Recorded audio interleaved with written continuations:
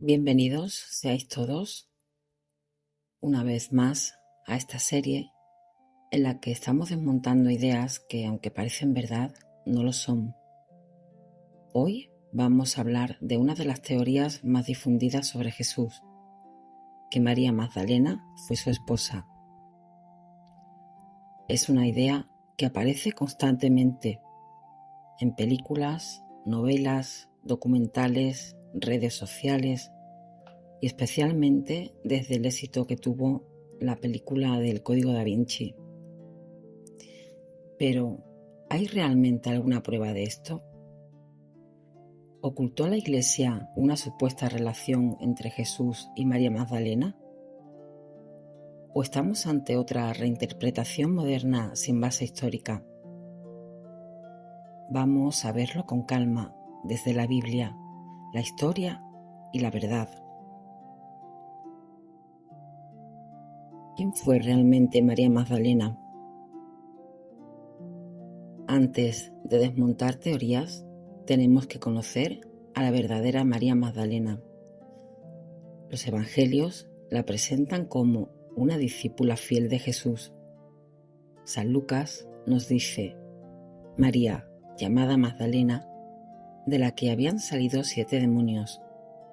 Es decir, Jesús transformó profundamente su vida. Y desde entonces lo siguió, permaneció cerca de él y estuvo presente incluso en los momentos más difíciles. Mientras muchos huían, María Magdalena permaneció al pie de la cruz y además fue una de las primeras testigos de la resurrección. Por eso, la tradición cristiana la ha considerado siempre una figura importantísima, no por una relación romántica con Jesús, sino por su fidelidad y su amor a Cristo. ¿De dónde sale la idea de que era su esposa? Aquí es donde empieza la confusión. Esta teoría surge principalmente por interpretaciones modernas, novelas de ficción y algunos textos apócrifos escritos muchos después de los evangelios. Especialmente, ciertos escritos gnósticos intentan presentar una relación especial entre Jesús y María Magdalena. Pero hay un problema enorme. Esos textos no son contemporáneos de Jesús. Muchos fueron escritos en los siglos II, III e incluso IV, es decir, muchísimo después de los evangelios auténticos.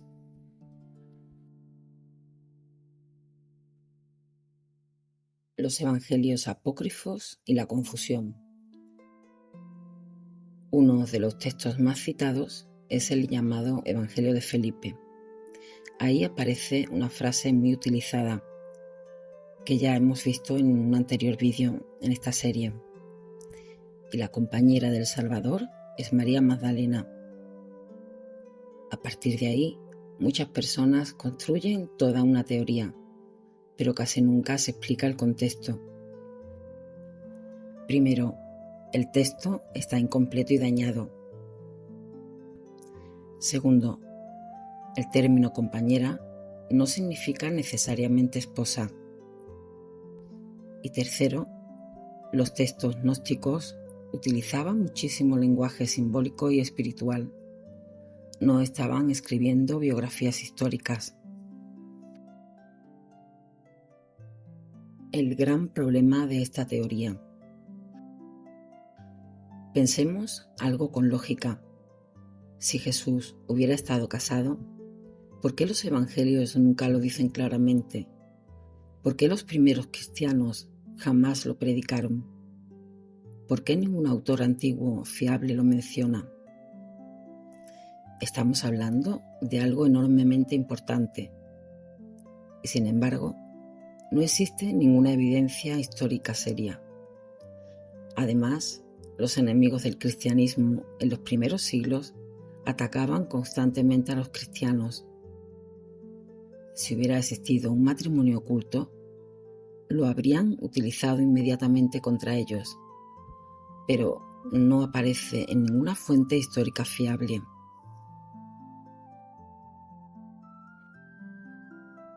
¿Por qué esta idea atrae tanto hoy? Porque vivimos en una época que tiende a humanizar excesivamente a Jesús, reducir lo sobrenatural y reinterpretar la fe desde mentalidades modernas. Entonces, para muchas personas, un Jesús casado parece más cercano o más normal. Pero el cristianismo nunca presentó a Jesús como simplemente un hombre más. Jesús es el Hijo de Dios y su misión era completamente única. La verdadera grandeza de María Magdalena. Aquí hay algo muy importante. Muchas veces, intentando hacer más interesante a María Magdalena, terminan reduciéndola, porque su verdadera grandeza no está en haber sido una supuesta esposa de Jesús. Su grandeza está en haber sido transformada por Cristo, haber permanecido fiel y haber amado profundamente al Señor. De hecho, fue llamada la apóstol de los apóstoles, porque fue enviada a anunciar la resurrección, y eso es muchísimo más grande que cualquier ficción moderna.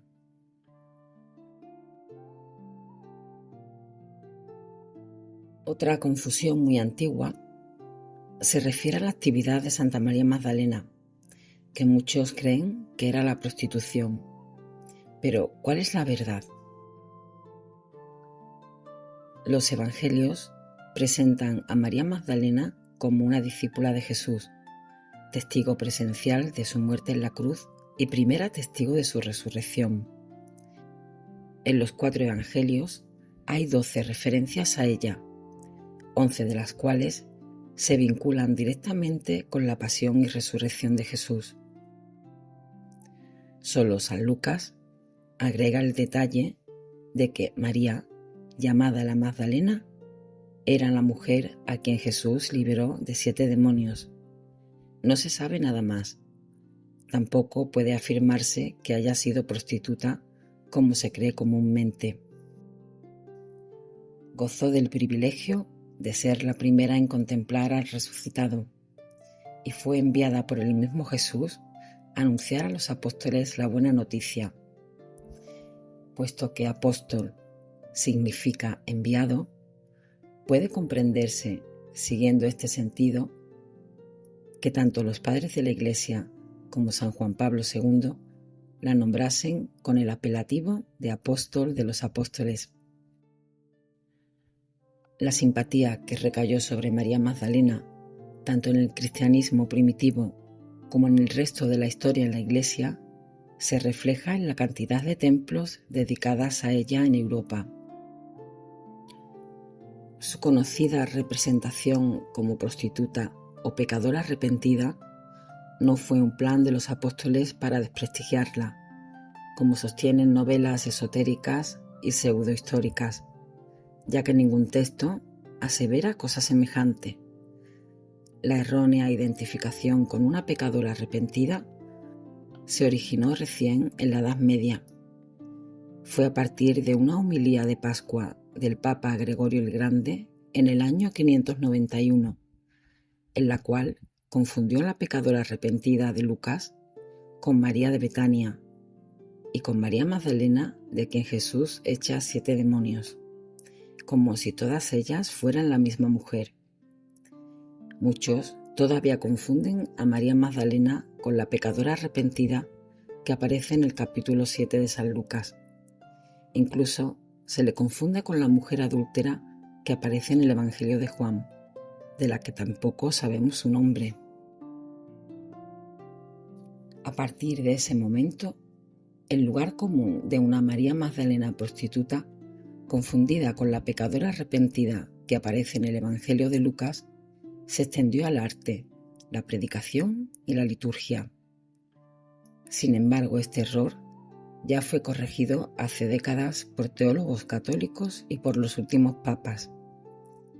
en su fiesta litúrgica, el pasado 22 de julio, se leen las lecturas de la escena junto al sepulcro de Jesús, dándole relevancia como discípula enviada a testimoniar la fe en el resucitado, y no el texto sobre la pecadora arrepentida.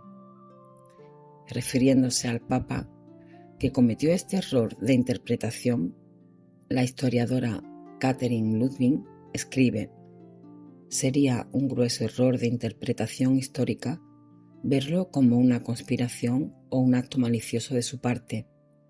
Uno debe ver a Gregorio en su contexto, un periodo caracterizado por intensas dislocaciones, invasiones germánicas, plaga, hambruna. El mundo romano se resquebrajaba bajo sus pies. Una época de gran incertidumbre, donde la figura de María Magdalena fue un icono de esperanza y de identificación para los creyentes que pasaban de pecadores a fieles discípulos. A partir de muchas novelas pseudohistóricas y textos gnósticos, se vuelve a proponer la versión de una relación especial de Jesús con María Magdalena, como si hubiera sido su esposa o su amante. Pero los evangelios gnósticos, además de no poseer valor histórico sobre el cristianismo y ser muy posteriores, como acabamos de decir, a los evangelios canónicos, no hablan de ello más que en un sentido simbólico y místico. Los gnósticos tenían un gran desprecio por la mujer, como un ser de segunda categoría frente al hombre. El único evangelio que habla de una relación especial entre Jesús y María Magdalena es el evangelio gnóstico de Felipe, pero lo hace para afirmar doctrinas gnósticas a través de la figura de Jesús. A muchos lectores incautos les sedujo la idea de encontrarle una novia o esposa a Jesús, pero según las fuentes canónicas está claro que Jesús era célibe y que Magdalena tuvo un lugar destacado como discípula suya. Es verdad que durante la Edad Media en Francia se creyó una importante devoción en torno a la figura de María Magdalena y aparecieron leyendas alusivas a ella. Se construyeron así muchas iglesias en su honor, aludiendo incluso a una tumba suya en Provenza en el siglo XIII. La verdad es que no solo no hay rastros de María Magdalena en Francia antes del siglo IX, sino que fueron puras invenciones. En esa época surgió la leyenda que describe la llegada a Francia de Lázaro y sus hermanas Marta y María, pero esta María no es la Magdalena, sino María de Betania. Con la confusión que las unió desde el siglo VI por la homilía del Papa Gregorio en adelante, no es difícil que hayan colocado a María Magdalena dentro de esta leyenda. Es conocido también el dato de que no hay rastros de cristianismo en esas zonas hasta comienzos del siglo III. Por esa razón, ni Lázaro ni ninguna María habría llegado a este lugar.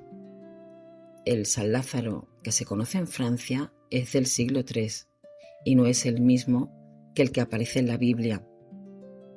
Toda la leyenda de María Magdalena en Francia es una construcción medieval que luego alimentó nuevas leyendas. Esto se entiende en un contexto medieval donde, ante el avance musulmán, muchos inventaron que tenían reliquias de santos para obtener protección y prestigio. De forma similar, muchas historias sin fundamento se transformaron en Europa en devoción popular por el pasar de los siglos. La Iglesia católica ha dejado de considerar a María Magdalena como una prostituta arrepentida, pero popularmente ha sido más difícil de erradicar esta idea que viene desde la Edad Media. Todavía se la ve así en películas cristianas y en publicaciones catequéticas. En 1969, el Papa Pablo VI retiró del calendario litúrgico el apelativo de penitente, que se le adjudicaba tradicionalmente a María Magdalena. Desde entonces dejaron de emplearse las lecturas de la liturgia de su día que se referían a la pecadora arrepentida. y comenzaron a utilizarse los textos que se refieren estrictamente a ella en los Evangelios. San Juan Pablo II, en su carta Mulieris Dignitatem, se refirió a ella como la apóstol de los apóstoles. Ese título ya lo usaban los padres de la Iglesia en los primeros siglos y la describió como una de esas mujeres ser más fuertes que los apóstoles en el momento de la crucifixión, permaneciendo al lado de Jesús. En 2016, la Santa Sede elevó la memoria de Santa María Magdalena a grado de fiesta en el calendario romano general. Con vuestro permiso, voy a haceros el comentario de lo que yo pienso de Santa María Magdalena. Fue una santa que a través de su reconocimiento como apóstol nos permite saber lo esencial que es el papel de la mujer en la Iglesia Católica, independientemente de que la confundan con María de Betania. Yo creo más bien en las revelaciones y las visiones de la beata Ana Catalina Emmerich, que tenéis disponible en este canal, que fue otra María, hermana de Lázaro, y al ser nombrada oficialmente apóstol de los apóstoles, fue la primera en ser el testigo de la resurrección de Jesús y la que comenzó a evangelizar al decirle a los apóstoles que Cristo había resucitado. Ella tenía un papel de discipulado muy elevado por el atributo de seguir a Jesús en un momento en el que las mujeres no se formaban, no seguían al Maestro, la formación era para los hombres, aunque también había muchas santas mujeres que acompañaban a Jesús.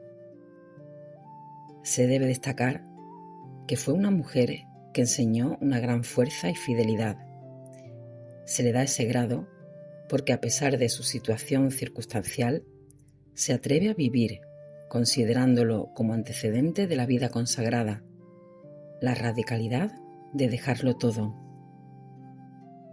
Santa Teresa de Jesús se sintió identificada con ella, así como lo menciona en su libro, El libro de la vida. Era yo muy devota de la gloriosa Magdalena y muchas veces pensaba en su conversión. Teresa se sentía identificada e inspirada por el obrar de esta santa, que siempre siguió a Dios, escuchando lo que anhelaba su corazón. Debemos ser esas mujeres que sepan vivir en esa intimidad con Dios, para que podamos escuchar esos deseos de nuestro corazón, para poder arriesgarnos y no dejarnos influenciar por las circunstancias. En definitiva, podemos ver a María como un ejemplo de fidelidad, de que, a pesar del contexto, siempre fue fiel a la palabra de Cristo. La Iglesia la reconoce porque en el tiempo de Jesús la mujer estaba minimizada y Él la exaltó.